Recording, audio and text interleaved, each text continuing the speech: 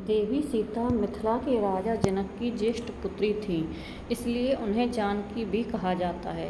कहते हैं कि राजा जनक को माता सीता एक खेत में मिली थी, इसलिए उन्हें धरती पुत्री भी कहा जाता है। लक्ष्मण, भरत और शत्रुघ्न की पत्नियां माता सीता की बहनें थीं।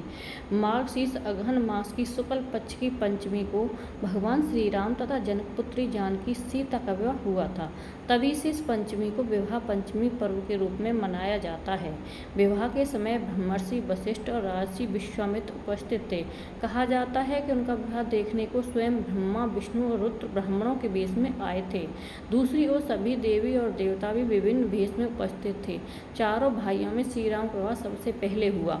विवाह का मंत्रोच्चार चल रहा था और उसी बीच कन्या के भाई द्वारा की जाने वाली रस्म की बारी आई।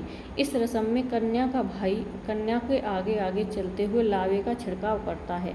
विवाह करने वाले पुरोहित ने जब इस प्रथा के लिए कन्या के भाई को बुलाने के लिए कहा तो वहाँ समस्या खड़ी हो गई, क्योंकि जनक का कोई पुत्र नहीं था। ऐसे में सभी एक दूसरे से विचार करने लगे। इसके चलते विवाह में विलम्ब होने लगा।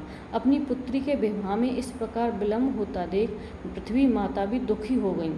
तभी अकस्मात एक श्याम वर्ण का युवक उठा और इस रस्म को पूरा करने के लिए आकर खड़ा हो गया और कहने लगा कि मैं हूँ इनका भाई। दरअसल वह और कोई नहीं बल्कि स्वयं मंगल देव थे, जो वेश बदलकर नवग्रहों सहित श्री राम का विवाह देखने वहाँ उपस्थित थे। क्योंकि माता सीता का जन्म पृथ्वी से हुआ था और मंगल भी पृथ्वी के पुत्र थे, इस नाते वे सीता माता के भाई भी लगते थे। इसी कारण पृथ्वी माता के संकेत से वे इस विधि को पूर्ण करने के लिए आगे आए। अनजान व्यक्ति को इस रस्म को निभाने को आता देखकर राजा जनक दुविधा में पड़ गए।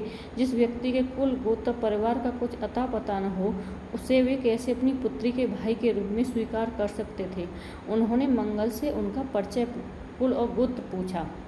राजा जनक के आपत्ति किए जाने के बाद मंगल देव ने दृढ़तापूर्वक कहा, हे राजन, मैं अकारण ही आपकी पुत्री का भाई का कर्तव्य पूर्ण करने को नहीं उठा हूँ। मैं इस कार्य के सर्वदा योग्य हूँ। अगर आपको कोई शंका हो तो आप ब्रह्मर्षि वशिष्ठ और विश्वामित्र से इस विषय में पूछ सकते हैं। ऐसी वाणी सुनकर राजा जनक ने महर्षि वशिष्ठ और विश्वामित्र से इस बारे में पूछा। दोनों भाई इस रहस्य को जानते थे, अतः उन्होंने ही आज्ञा दे दी। इस प्रकार सभी की आज्ञा पाकर मंगल देव ने माता सीता के भाई के रूप में सारी रस्में निभाई।